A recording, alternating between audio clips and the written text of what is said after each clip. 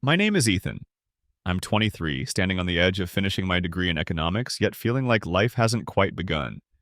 I've lived in the same quiet town all my life, a place where the streets bend around golden fields and the seasons are marked by the sound of cicadas or the smell of wood smoke.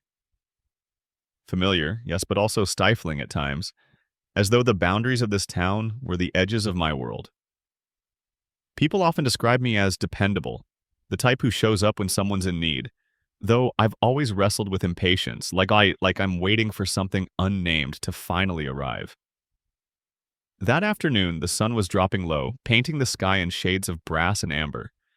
I was driving my old Honda along the winding country road that led home from campus, its hum steady and reassuring, though the car itself bore more years than I did. With the windows rolled down, the cool air carried the scent of cut grass and damp soil. I remember thinking how ordinary the day felt, how unremarkable until it wasn't. Up ahead, the flicker of hazard lights caught my attention. A silver SUV leaned awkwardly on the shoulder, one tire slumped flat against the asphalt. A woman stood beside it, arms folded, gaze fixed on the ground with a quiet frustration. I recognized her instantly, Margaret Hayes, my best friend, Daniel's mother. I'd seen her at birthdays, at barbecues, at school functions, always polished and polite, but we'd never spoken beyond the casual pleasantries expected of adults and children orbiting the same household. Something about seeing her there alone, stranded against the backdrop of an empty road, made me pull over without hesitation. I eased the Honda to the side, killed the engine, and stepped out, gravel crunching beneath my shoes. "Mrs. Hayes?" I called out, raising a hand in greeting. She looked up quickly, her expression shifting from surprise to relief in an instant. "Ethan," she said, her smile breaking through the tension on her face. "Thank goodness it's you." In that moment, I wasn't just another kid from her son's circle. I was a lifeline that had appeared on a deserted road at dusk. What I didn't realize then was that stopping to help her would set in motion a story that would challenge everything I thought I knew about love, loyalty, and the fragile lines we draw to keep life simple. I walked toward the SUV, the air cooling as the last heat of the day bled out of the sky. Margaret was standing there with her hands tucked around her elbows, like she was trying to keep herself steady. The flat tire sagged helplessly, and beside it the scattered tools looked untouched, as though she'd given up before even trying. She wasn't the kind of woman you expected to see stranded. Even dressed in a simple blouse and jeans, she carried herself with a grace that seemed out of place against the dust of the roadside. "Looks like you've had some trouble," I said, crouching down to take a closer look. The rim had caught a shard of metal, leaving the tire deflated beyond repair. She exhaled, brushing a loose strand of hair away from her face. "I must have hit something sharp." "I pulled over, but I'm useless with this sort of thing," she admitted, her tone edged with self-conscious laughter. "No problem, I've done this before," I reassured her. I reached into her trunk, found the jack and the spare, and set to work. The asphalt pressed against my knees while I loosened the lug nuts, each one groaning as if reluctant to move. She hovered nearby, shifting her weight from one foot to the other, her arms folded tightly. I could feel her gaze now and then, curious but hesitant, as if she didn't quite know how to be with me when Daniel wasn't around. I'd grown up seeing her as Mrs. Hayes, an extension of my best friend's family. But now, under the softening sky, she seemed different. We made small talk at first, the kind of filler conversation people use to keep silence from growing heavy. She asked about classes, about how I was holding up during my final year. I told her the truth, that the work was endless, that graduation felt both like a finish line and a cliff edge. She listened with genuine attention, her eyes thoughtful, the kind of listening that makes you feel heard instead of just answered. And then, the conversation shifted, almost without warning. "You live alone now, don't you?" she asked softly. Her voice carried something beneath it, a note of recognition, maybe even longing. "Yeah," I admitted, tightening the last lug nut. "Small apartment near campus. It's quiet, but it gets lonely sometimes." She nodded slowly, her gaze slipping toward the horizon. "I know that feeling." Ever since Daniel left for college, the house feels bigger than it used to, empty in a way that echoes. Her words lingered in the air, heavier than the tools in my hands. I'd known her as composed, smiling, always the steady presence beside Daniel at school events. But here she was, letting a fracture show. and that fracture revealed a loneliness that matched something in me. "I'm sorry," I said quietly. "That can't be easy." She gave a small smile, one that didn't quite reach her eyes. Life rarely is. But thank you for listening and for stopping. It means more than you think. When the spare tire was finally secure, I stood, brushing dust from my jeans. Margaret's smile widened, bright but touched with something vulnerable. "You've saved me tonight," she said, her voice warm.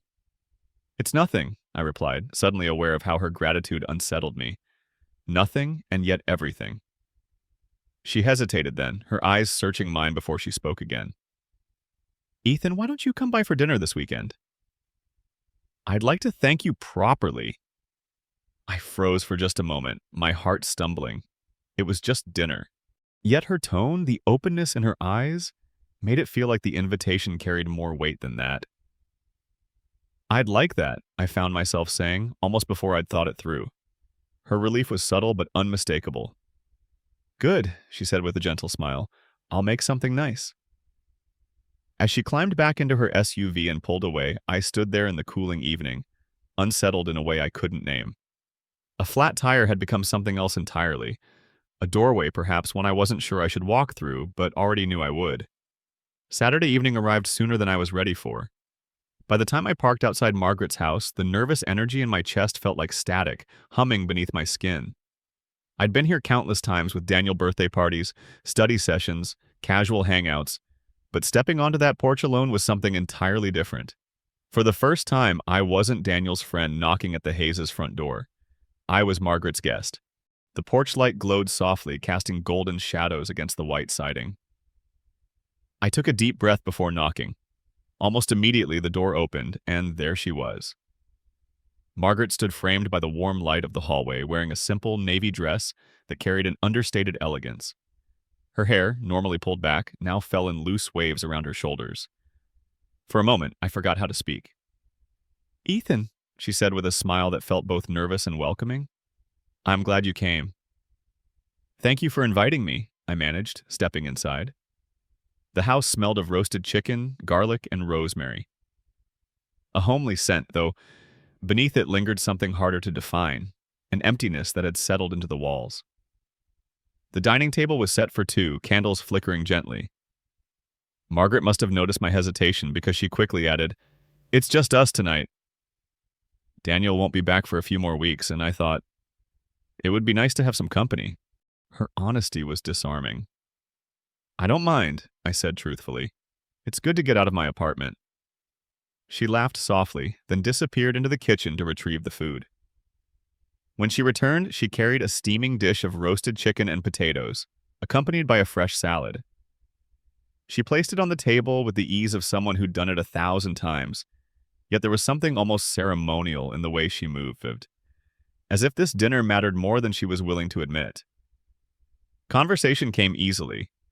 We talked about my classes, her work at the clinic, and the small-town gossip that always found its way into daily life. But the longer we sat across from each other, the more the conversation shifted into something deeper. Margaret had a way of asking questions that cut past the surface. Not the casual "how's school" that adults toss at young people, but questions that lingered. "Do you know what you want to do after graduation?" she asked, her tone thoughtful.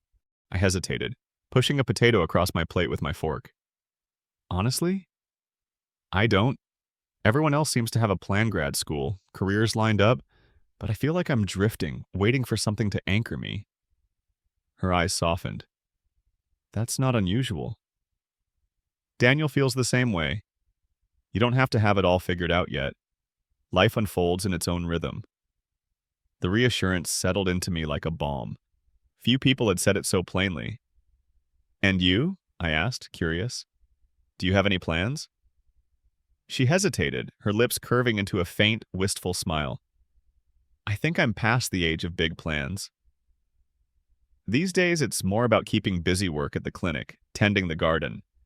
But the truth is, since Daniel left, the house has felt too large, too quiet." Her voice wavered just enough to reveal the loneliness she carried. It startled me, hearing it so directly. Margaret had always seemed composed, the steady figure everyone could rely on.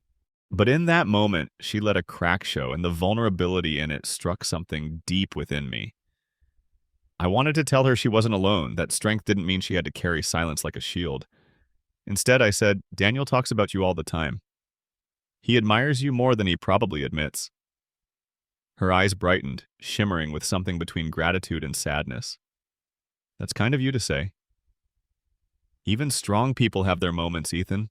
It's just easier to hide them when everyone expects you to be unshakable. The room grew quiet, charged in a way that made the air feel heavier. I caught myself studying the lines of her face, the curve of her smile, the weariness she tried to mask. She wasn't just Daniel's mom anymore, she was Margaret. A woman who'd weathered storms, who carried grace with scars caused beneath it. We moved to the kitchen after dinner, working side by side to clean up. I washed, she dried. Our movements slipped into rhythm as though we'd done this countless times. Then it happened. A simple, unplanned moment our fingers brushed as I handed her the last plate. The touch was light, fleeting, but it felt like a spark catching dry tinder. Her breath caught, eyes darting away, a faint flush rising in her cheeks. My own pulse hammered in my ears. In that instant, everything shifted. The safe boundary between us blurred, and neither of us knew how to redraw it. Thank you again, Ethan, she said quietly, her composure struggling against what we both felt. Dinner was wonderful, I replied, my voice tighter than I intended. You're an amazing cook. We lingered there, suspended in a silence that wasn't empty but full of everything we weren't saying. When I finally stood to leave, Margaret walked me to the door. She hesitated before opening it, her hand resting on the frame as she looked at me. If you ever need someone to talk to, or just company, my door is always open. I nodded, my throat dry. Thank you, Margaret. The sound of her name leaving my lips felt intimate, unfamiliar, yet right. She gave me a soft smile before I stepped into the night air, the cool breeze rushing over me, trying to quiet the storm inside. But it was too late. Something had shifted, and there was no going back. A week drifted by, though it hardly felt like time had moved at all. Each day blurred into the next, lectures, assignments, the monotony of campus life, yet my thoughts never seemed to stray far from Margaret. I'd catch myself staring out the window in class, picturing the way her eyes softened when she admitted her loneliness, or how her laughter had rolled through the kitchen like a song she hadn't sung in years. Then one evening, my phone buzzed. Her name lit up the screen, and my heart stumbled in my chest. Ethan, sorry to bother you, but could you help me with a couple of things around the house?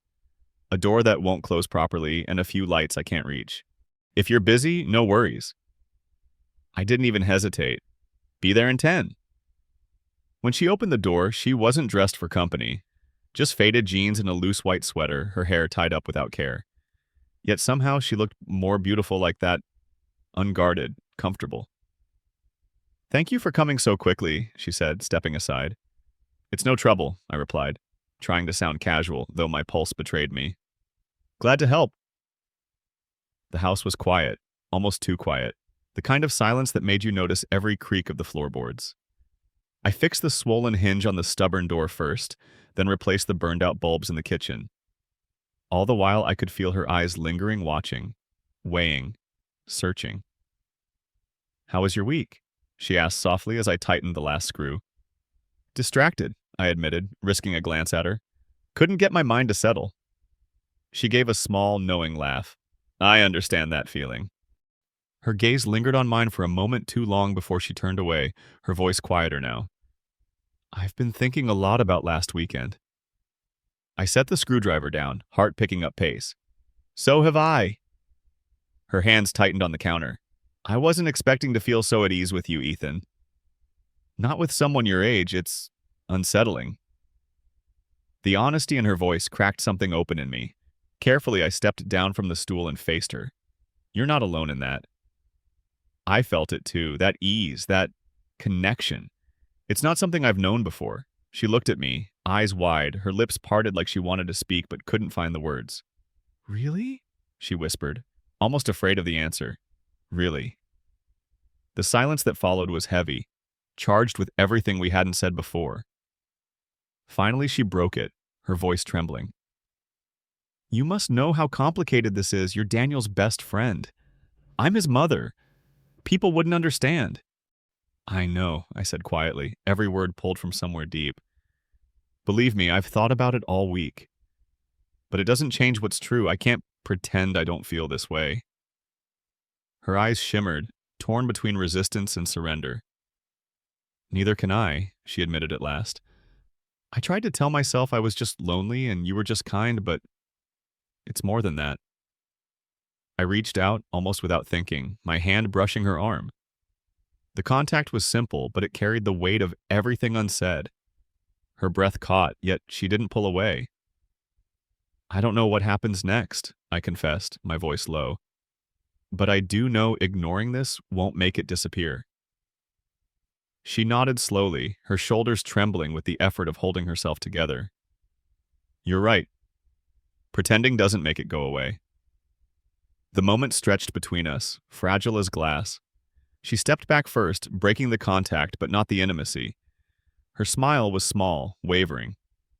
Maybe we just need time. To think.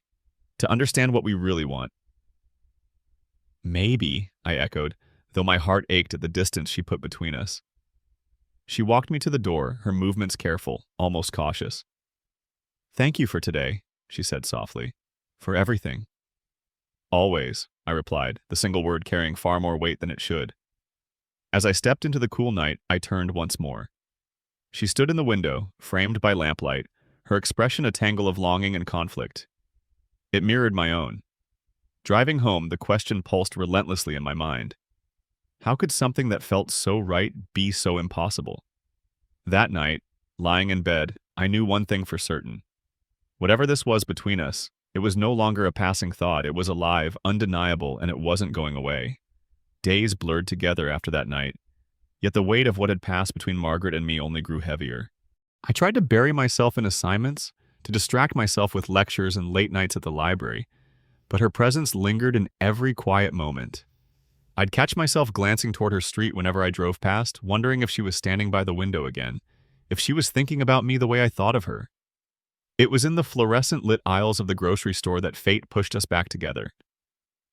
I was turning a corner with a basket of cereal and coffee when nearly colliding with her. She gasped lightly, then laughed, pressing a hand to her chest. Ethan, I wasn't expecting to see you here. Same here, I replied, smiling despite the rush in my chest. But I'm glad. She wore simple jeans and a pale blouse, her hair loose around her shoulders. It struck me then how ordinary she looked to the world, and how extraordinary she'd become to me. For a moment we just stood there, the shelves of canned goods hemming us in like reluctant witnesses. I've been thinking a lot since you came by, she admitted, her voice quiet but steady. Me too, I said. It's all I've been able to think about. Her eyes searched mine, filled with worry. You know Daniel better than anyone. How do you think he'd take us? The truth weighed heavy, but I couldn't lie. I don't know. It won't be easy. He might be angry. Maybe worse, but he's always been thoughtful, more than he lets on. If we're honest with him, maybe he'll understand. She nodded, though her brow furrowed with the ache of uncertainty. He's my son, Ethan. I'd never want to hurt him. And yet, her voice broke slightly, her eyes turning misty. I've been alone for so long. The happiness I feel when you're around, it's something I thought I'd lost forever. Her vulnerability tore through me. Without thinking, I stepped closer, lowering my voice. Margaret, I feel the same. Being with you feels real, in a way nothing else has. It's worth fighting for. She smiled weakly, tears trembling in her lashes. I don't know if this is foolish or dangerous, but I do know this. I've never felt more alive than when you're with me.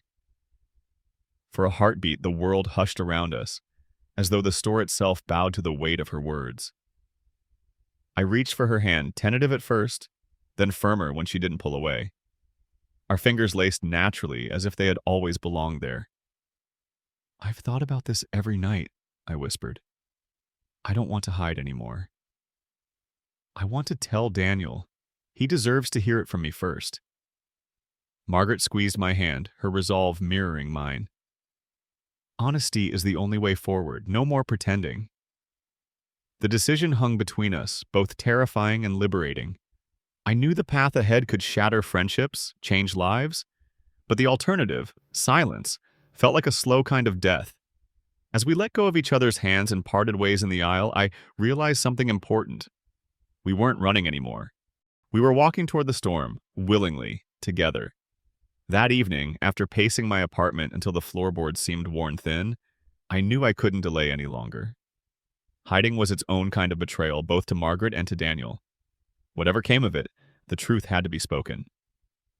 With trembling hands, I sent a message. "Hey, can we talk? It's important." Daniel replied almost instantly. "Sure, come by whenever." My stomach nodded. The air outside was cool, crisp, almost sharp as I walked the familiar path toward his house. From a distance, I could see the soft glow of the living room light, and through the window, Margaret's silhouette. She stood there quietly, her posture taut, as though holding her breath for me. When our eyes met briefly across the distance, she offered the smallest of nods. That single gesture was enough to steady me. I climbed the porch steps, each one heavier than the last, and knocked. The sound echoed in my chest. A moment later, Daniel opened the door, wearing the easy smile I'd seen 1,000 times. "Hey, man. Everything okay?" "Yeah," I said, though my voice wavered. "Actually, not really." "I need to tell you something."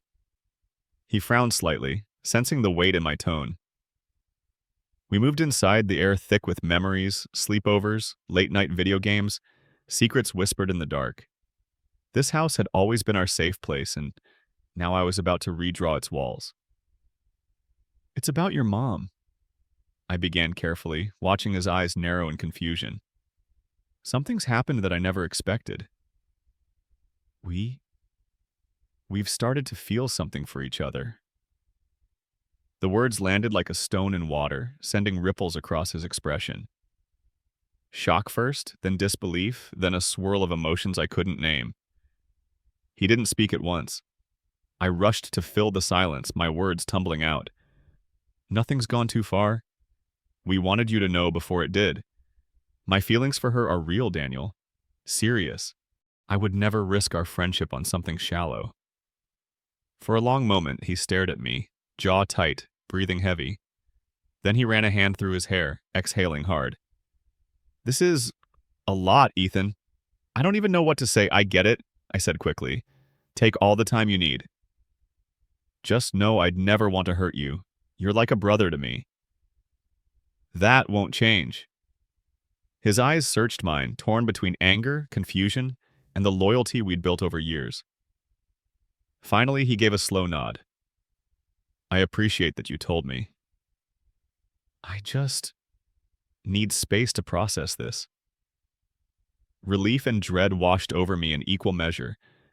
Nothing was resolved, but the truth was no longer buried. I glanced toward the window as I left, where Margaret still stood, her face etched with both fear and hope. The storm had broken, and now all we could do was weather it. Some stories don't end with neat bows or easy resolutions. Mine with Margaret is still unfolding, uncertain yet undeniable. What began as a simple act pulling over to help change a flat tire has carried me into territory I never imagined. Confronting my best friend, wrestling with loyalty, and learning that love often arrives where we least expect it. If there's one lesson I've taken from this, it's that real connection is rarely convenient. It comes in fragile moments when someone lets their guard slip and you choose to listen instead of turning away. Margaret's loneliness met my restlessness, and together they sparked something neither of us could ignore. Now I stand at a crossroads, one that could alter friendships, rewrite family bonds, and test the meaning of honesty. But I believe, as painful as the path may be, truth is always the better choice. Have you ever discovered an unexpected bond in a moment that seemed ordinary? A conversation that changed everything? Share your story in the comments. I'd love to hear how life surprised you. And if this journey touched you, please like, subscribe, and join me again for more stories that remind us of the courage it takes to love and the beauty that comes when we dare to be honest.